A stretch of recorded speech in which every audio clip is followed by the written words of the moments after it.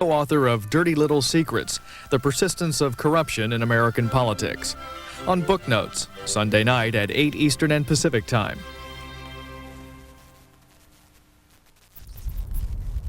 Minute briefing.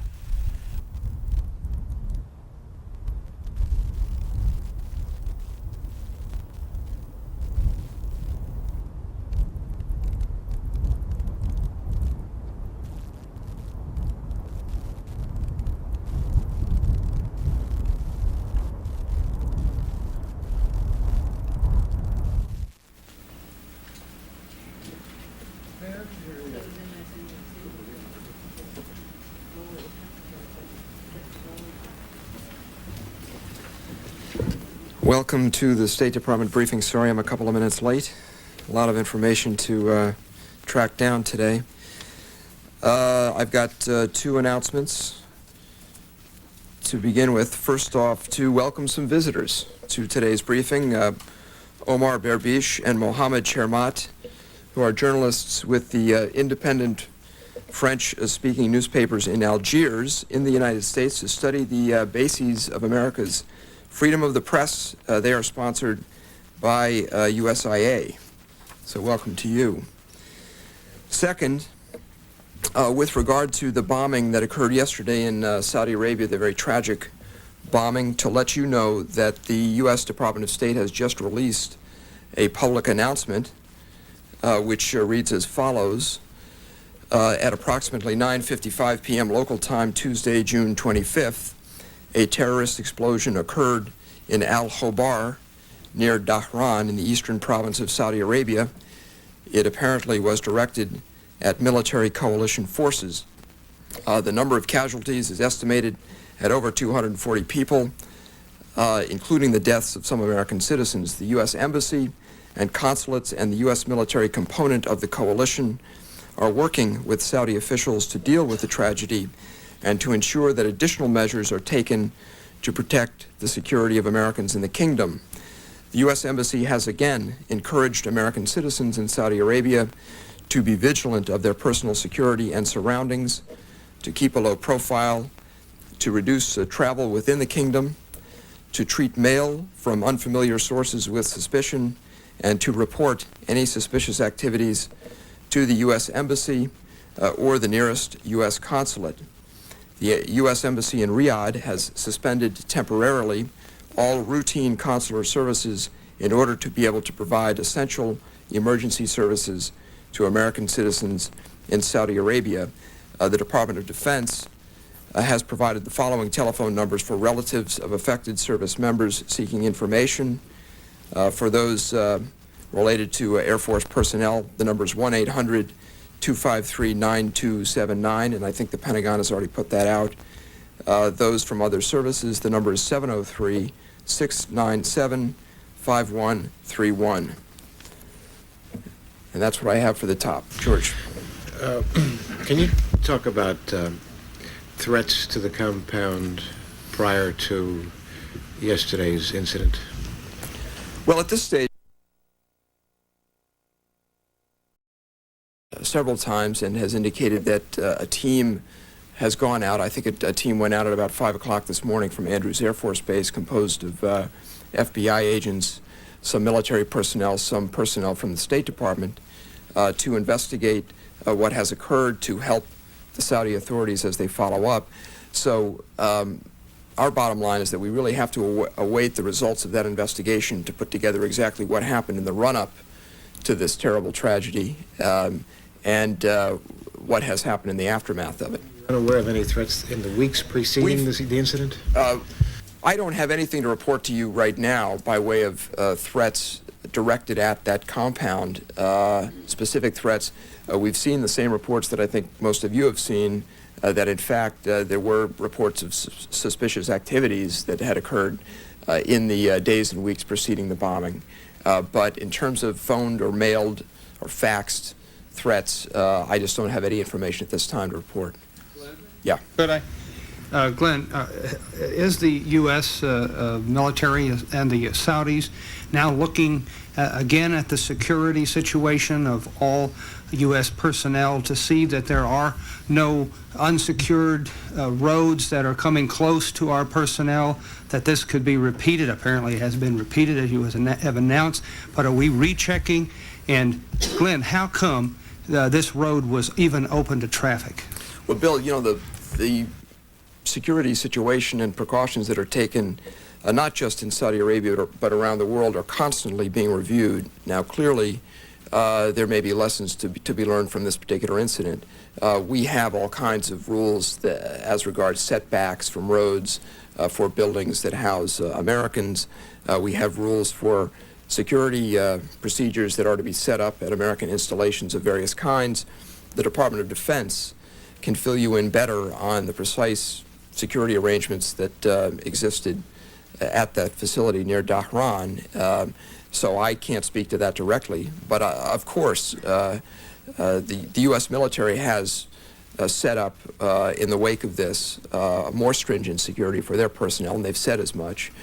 We have, for our part, and I read it today, issued further warnings to American citizens in Saudi Arabia, and we will have to await the results of the investigation to know what other measures should be taken.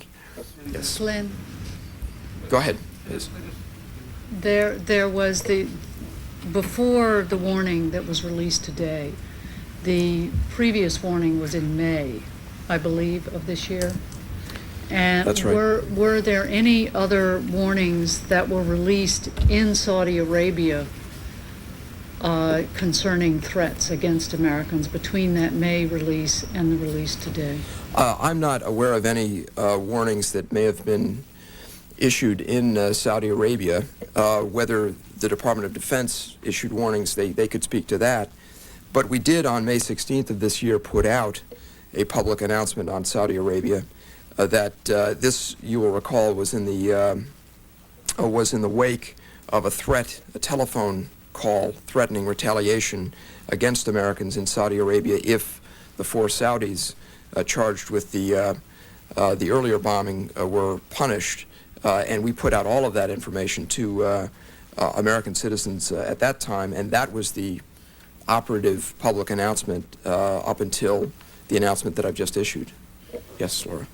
In the wake of this tragedy, the fact that that particular installation and others in Saudi Arabia security had been beefed up because of the previous bombing and the subsequent threats, the fact that there was a barrier and increased security and still this spectacular explosion took place, do you feel that the security that is provided currently for U.S. installations is enough, is adequate?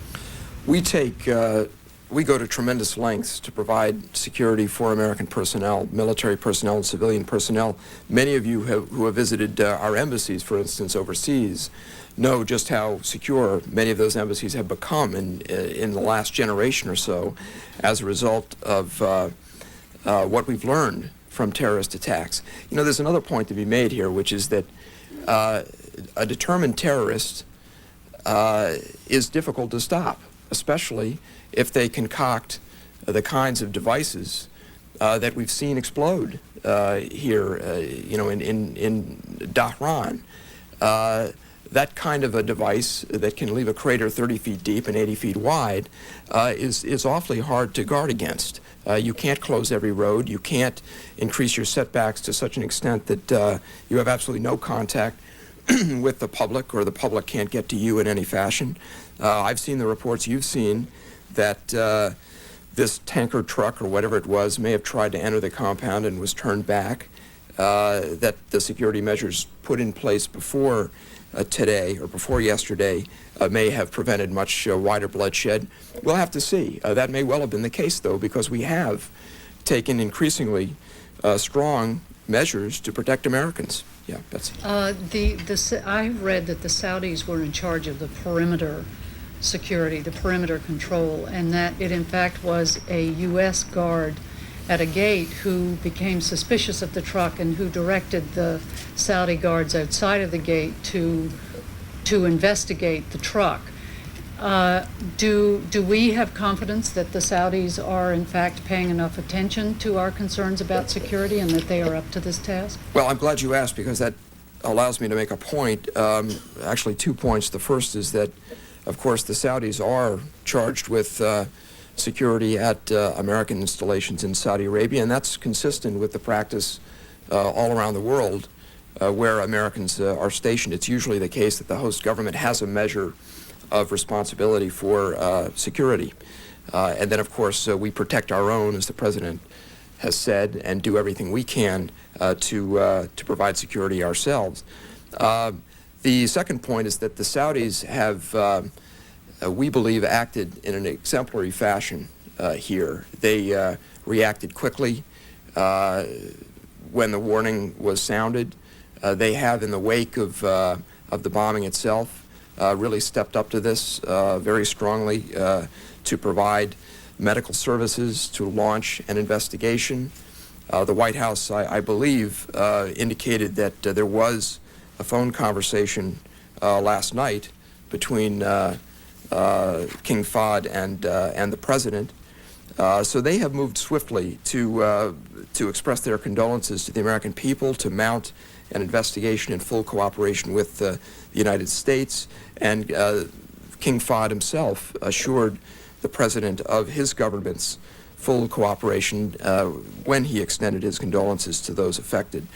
He also expressed appreciation for our having dispatched an FBI team to help the Saudis as they go ahead to follow up on this and investigate it. Judd. This may be premature, but let me ask it anyhow. Given the geopolitical importance of Saudi Arabia and its obvious economic importance as a major source of oil in the world, is the State Department reassessing policy towards Saudi Arabia? Are you concerned about stability in Saudi Arabia? This is, after all, the second attack since November in a place that prided itself on rather rigid stability. There's no basic reassessment that's been launched of security in Saudi Arabia. Saudi Arabia has, for... Talking about security so much as the relationship with Saudi Arabia and larger question. In fact, much less that.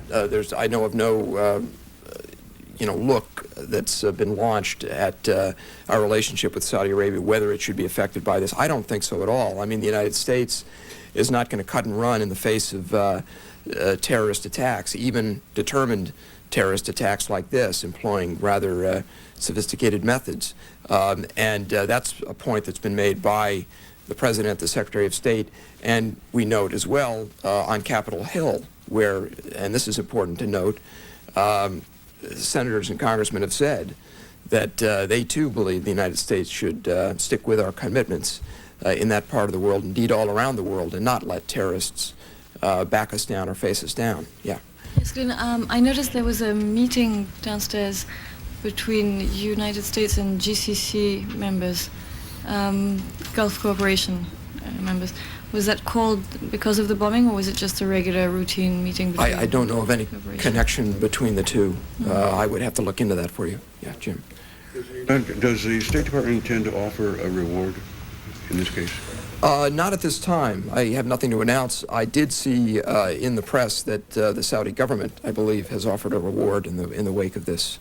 So there is, I believe, a reward out there, but I don't know of any reward that we've issued. You know, we do have a reward program that's been rather active and successful.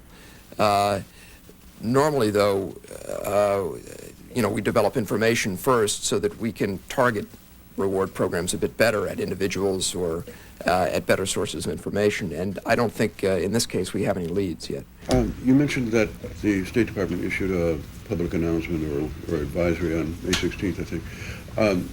In light of that and the threat that you seem to have perceived, are your suspicions going in that direction to the organization that these four people belong to? It's just too early to know where to direct suspicions. We'll have to get our team in place on the ground with the Saudis and launch into work with them. They've already begun their effort, and our military officials on the ground in Saudi Arabia are working with them. We'll have to see. There will be no effort spared in this. But we are less than 24 hours after the bombing has occurred, so it's very difficult to even begin to assign suspicions to one group or another. But the United States will be tireless. We expect the Saudis will as well. And we'll follow up every lead and look into every suspicion that we have. Yeah, Carol. How many advisories or public announcements you issued following the November attack in Riyadh? I mean, there was the one in May, but I think there were a few others. Well, there was one in January as well that I don't have in front of me. But there have been consistently warnings and public announcements issued by the State Department. Certainly whenever we get a credible threat, we put the word out. I should also point out that there is another level of activity, and that is the level that occurs in country, in Saudi Arabia itself. Our embassy has already put out locally, that is within Saudi Arabia, the information that it has on the bombing, and it has put out a warning as well. So we are at a number of different levels and have been since last November putting out warnings to Americans. You say there's been a constant stream of threats since November? No, I would say that in reaction to the threats that we've received, we've put out public announcements and warnings. I think probably the number of warnings is under 5, all told. I could check that. But sometimes warnings are put out not in response to a specific threat, but just in response to changing conditions in the country, and we then update the information that we put out. Yeah. Would you characterize this attack as an attack against American interest or against Saudi interest, because the Saudis were charged in protecting the space? And also, is the State Department going to seek a revised schedule for the nomination of Mr. Fowler to be ambassador? Because currently there's no nomination hearing scheduled for him, and we're without an ambassador at this crucial time. I can't see that this would necessarily affect our effort to get an ambassador out to Saudi Arabia. So I mean, that's something that could that perhaps down the pike we could look into. We have a number of candidates for ambassadorships that we'd like to get confirmed that are pending, and Mr. Fowler is among those. Your first question, I'm sorry? The first question was, would you characterize this as an attack against Saudi interest or against U.S. interest? And also, if I could just ask if you've issued any specific warnings to businesses as opposed to individuals in Saudi Arabia. It's too early to know what this was an attack against. Clearly, Americans, I think, have suffered greatly here, American servicemen and women in Saudi Arabia. There have been nationals of other countries affected as well, though the bulk of the people injured and killed are Americans. We do have information that there are others who've been injured here.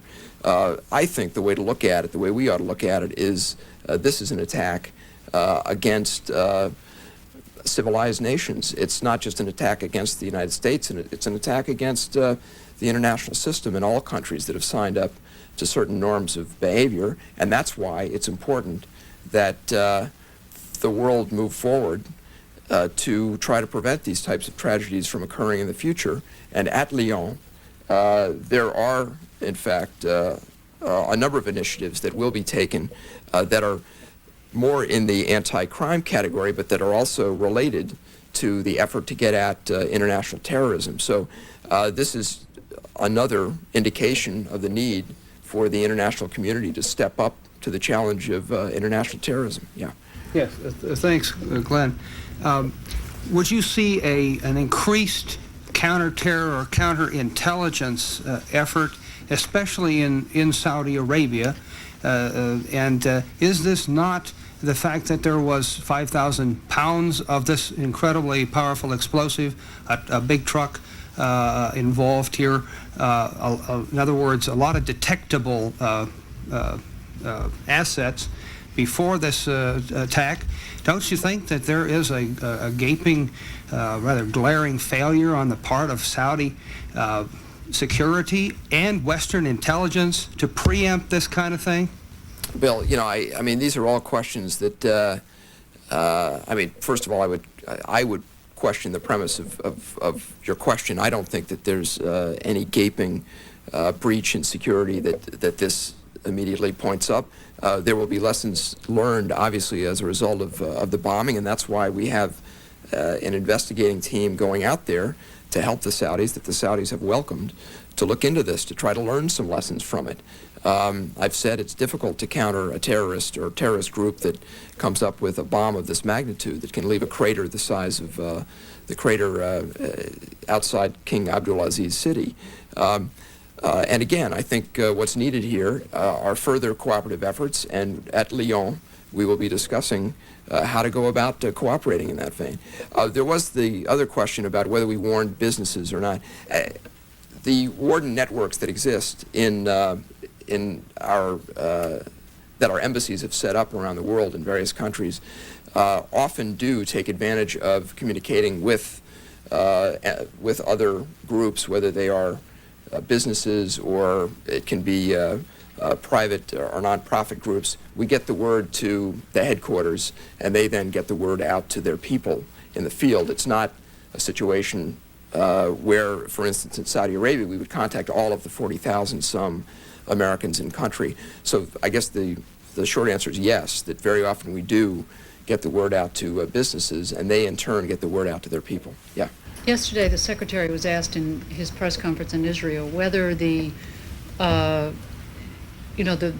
conference to Sharm, which was canceled because of the toing and froing over the bombing in Lebanon, whether that conference would be held again and would be rescheduled. And the Secretary said that the State Department had been working that process on a country-by-country basis. Do you see this possibly as changing in the wake of this bombing, and that process will be reinvigorated? Well, I don't know that we will necessarily, under the Sharm el-Sheikh rubric, go back to that kind of a multilateral effort right away, or that this bombing will have any effect on that. Sharm el-Sheikh was a remarkable meeting because you had, for the first time, a number of Arab nations sitting down at a table with Israel to talk about Israeli security. And there was a degree of solidarity that hadn't been seen and certainly hadn't been expected in the Middle East in recent history. But what Sharm did, the Sharm el-Sheikh meeting did, was it prompted a number of initiatives and a number of contacts that we've tried to follow up on. So what the Secretary was referring to was the fact that in the wake of the Sharm el-Sheikh meeting, we've gone to other nations and have discussed some of the subjects raised at Sharm el-Sheikh. We'll have to see in what context we choose to go forward in our efforts to combat terrorism, whether it'll be in that kind of a multilateral context or whether we'll continue to do it bilaterally. But surely this is just the kind of incident that the conference in Sharm was formed to address. There are a number of effective ways to combat terrorism. I talked a bit ago about the Lyon summit coming up of the G7 countries. That will be one forum. I think any time that leaders get together or ministers get together at the level of the Secretary of State and it's appropriate to discuss terrorism, we will be doing so, and we have been doing so. So we'll have to wait and see. I don't, whether there's a Sharm el-Sheikh follow-up meeting per se as such, I don't know. I've got nothing to announce. But rest assured that the United States will be making every diplomatic effort to combat terrorism, as we have in the past, and this will, I think, provide further impetus. Yes? Yes, back to the subject of security again. Oftentimes in the wake of such a terrorist act, you all issue a cable worldwide to your installations to increase security or take notice of security precautions. Has any such cable gone out, and are you beefing up security any place else or every place else? Well, we've made all of our embassies and consulates aware of the facts as we know them relating to this bombing. I don't know of any formal process that we've engaged in to further beef up security. Security at our embassies is already at a high state of alert, and certainly in the region as a result of this, our personnel will be taking further precautions. Part of your question probably relates to what the Department of Defense is doing, and so you might ask over there what they've got planned, in addition to the work that they did immediately inside Saudi Arabia to further beef up their security. And I understand the Secretary is on the ground in Saudi Arabia. Have you had a report back from them? Do you know if he has been to the site or if there's been any... All I have so far are press reports, which indicate that the Secretary has been out to the site, that he was very impressed by the devastation and very saddened by what he saw, and he went as well to express his condolences, those of the Department of State and the government, to those affected by the bombing. Quite a few people are injured. A number are hospitalized. Those numbers are, of course, available from the Department of Defense. So he went out there because he was in the area. He was just a couple of hours away. In a sense, he couldn't not go, and he realized that he had to go as a mark of solidarity. He also wanted to take a look at this devastation and talk to Saudi officials, and I think he's had some meetings while in Dhahran with Saudi officials, so that he could then report to the president in Lyon on what he's discovered and heard in Saudi Arabia. So those were the reasons why he decided to go, even though in his schedule there wasn't a lot of time to get from Cairo to Lyon via Dhahran. And I think he's been greatly affected by what he's seen, and he'll have a full report for the president. Yeah. Events like this alert the U.S. administration to the internal political situation in Saudi Arabia. Are you at all concerned about the internal political situation in Saudi Arabia in terms of opening up the system? Well, that shades of the question that I got earlier and tried to answer. Are we reassessing our relationship with Saudi Arabia? The short answer is no. We're going to stick by Saudi Arabia as a friend and ally. We've had in the past some critical things to say about Saudi Arabia. All of that is freely available in reports such as the Human Rights Report that we put out every year. There's no secret about some of the differences we have with practices within Saudi Arabia. But all of that, I think, given the events of today, certainly we don't want to emphasize our differences with that great nation. We want to stand with them as they're standing with us and work with them to combat this kind of terrorism, which is a terrorism directed not just at the United States, but I think at all civilized nations. Yeah. Nick, the question was related to the system, and I think implicit in the question was whether the system breeds the kind of activities which occurred last night. The problem with answering that, George, is what was the kind of activity that occurred last night? I mean, we've got a lot of assumptions we can jump to about what that was. Terrorists, perhaps theocratic terrorists. I mean, I've heard it all as well. And, of course, the State Department will do everything it can to find out what the nature of that terrorism was. We have a great interest in knowing that. And in investigating the terrorist act, we'll be very interested to know how it came about and what the roots are, the antecedents to that kind of action. But the point is there's no excusing it. There's no excusing killing innocent people in this kind of a terrorist act. People who are at 10 o'clock at night after a hard day's work, sitting down to rest, and all of a sudden the side of their building gets blown off. I mean, that's a bloodthirsty, a bloody-minded, wrong-headed act. There's no excusing it. And today, I'm just not going to get into any analyses of the Saudi regime. Yeah. Glyn, yesterday, one published interview, the new Israeli Prime Minister, Mr. Netanyahu, he said that Turkey, Jordan, and Israel suffering the both Syria-based terrorism action. And he asked, and he called, is the global action against the Syria and the Syria-based terrorism, which probably some of the extension might be to these events also. We don't know yet. And what will be the U.S. respond to this kind of call, and what are you planning to do? I've gone into that a bit already. We will step up our efforts to combat terrorism. We will further sensitize our friends and allies to the need to stand together to combat terrorism, we will use every available meeting to do so. The Lyon summit will be one such, and already on the agenda of the Lyon summit were a number of anti-crime, anti-terrorism initiatives, so that will be an opportunity to get at the problem. This is another indication that we live in a very dangerous world, and that determined people can sometimes get through and cause damage to innocent individuals. And that's the lesson that is always brought home to us when there's this kind of a terrorist act perpetrated. So we're going to redouble our efforts that are already quite strong in combating terrorism, and we'll know more about what happened once this team has had a chance to conduct its investigation. For Syria, do you have planning to do anything more?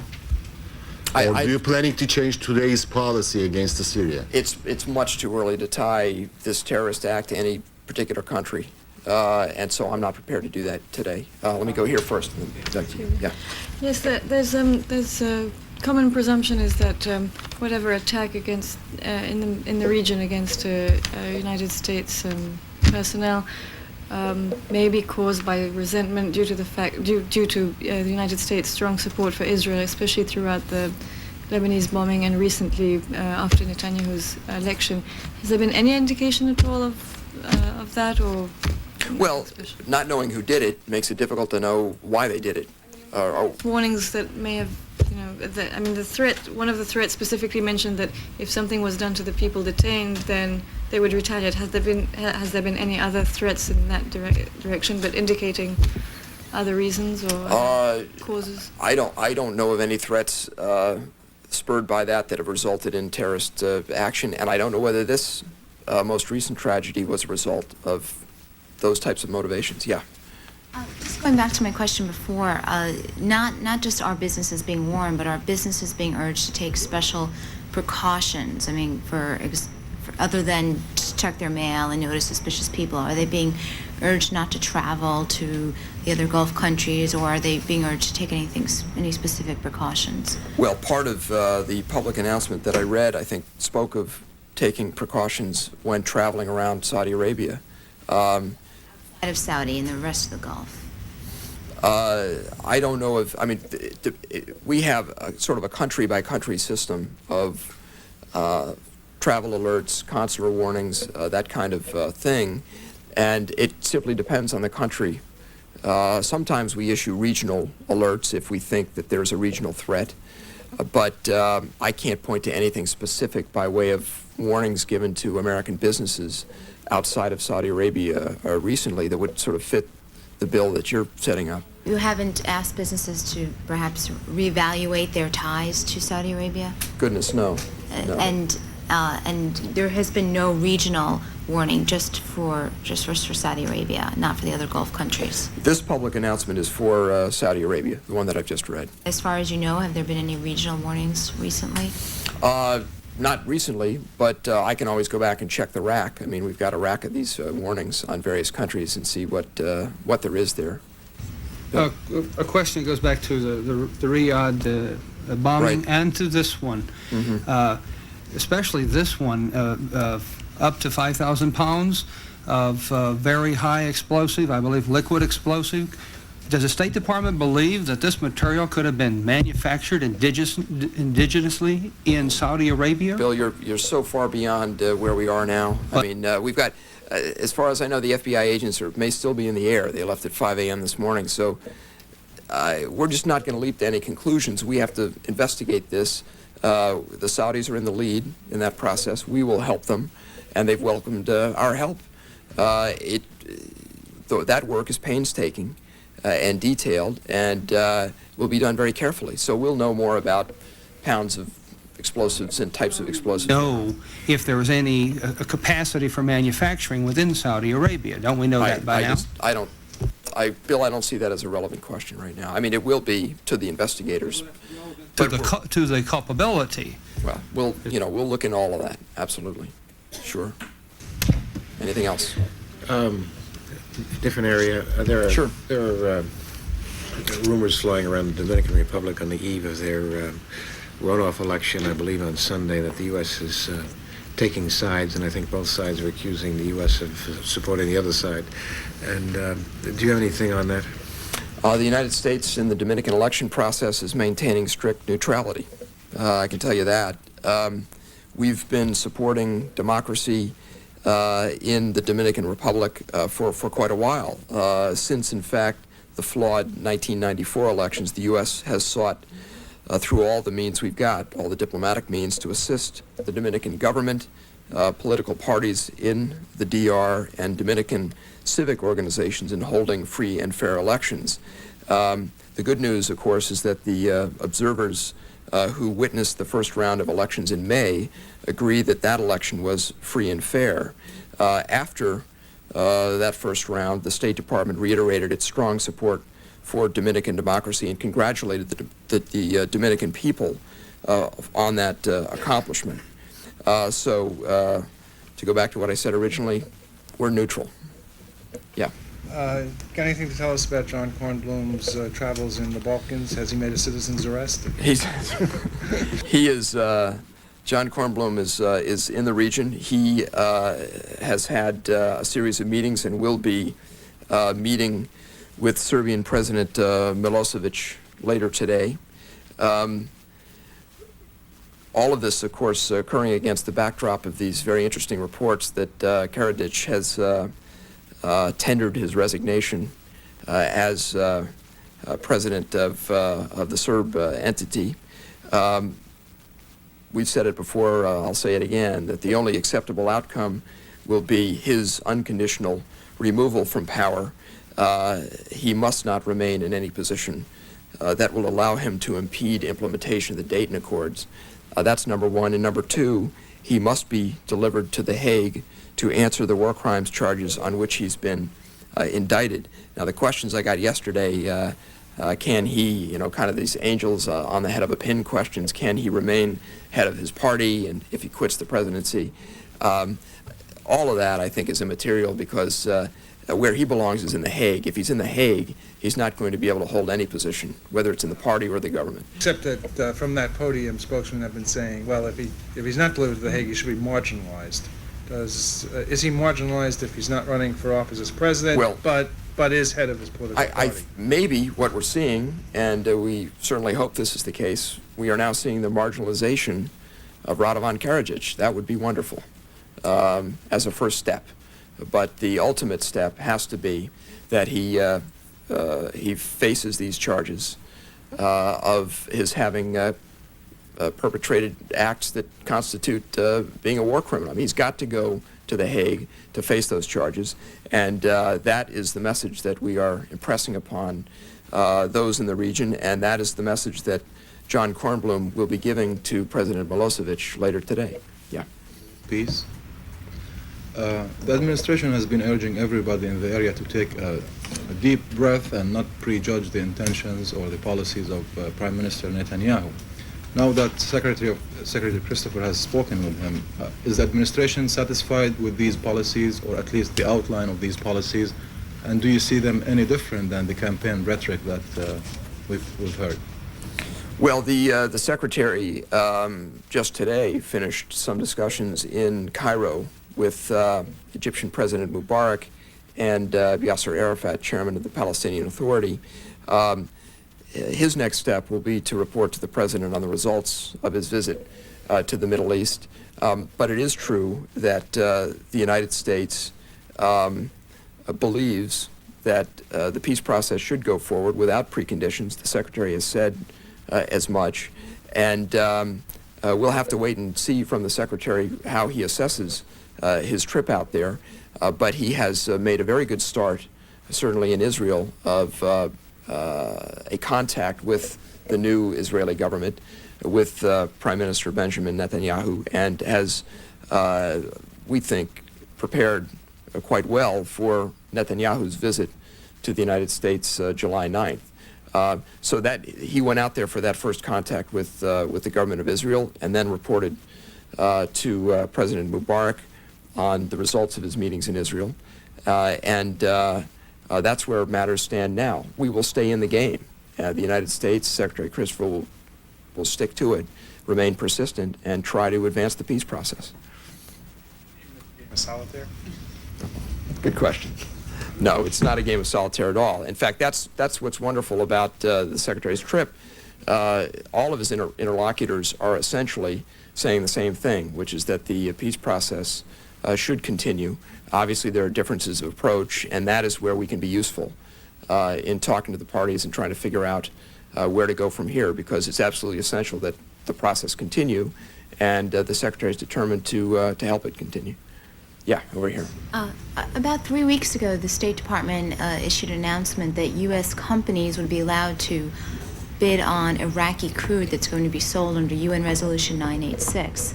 However, they haven't gotten any more details other than the fact that they'll be allowed to participate, and some companies are complaining now about the holdup. Do you know what's holding up the final details into how U.S. companies can participate, and can you comment on some of the details we're also waiting on from the UN? That strikes me as kind of a technical question that's probably best directed to the Department of Commerce. I mean, the policy decision was made and announced. I'm not aware that there are any holdups in U.S. companies moving forward to take advantage of some of that business. It's something I'm happy to try to look into, but I think you'd probably be better served if you went to the Commerce Department. Treasury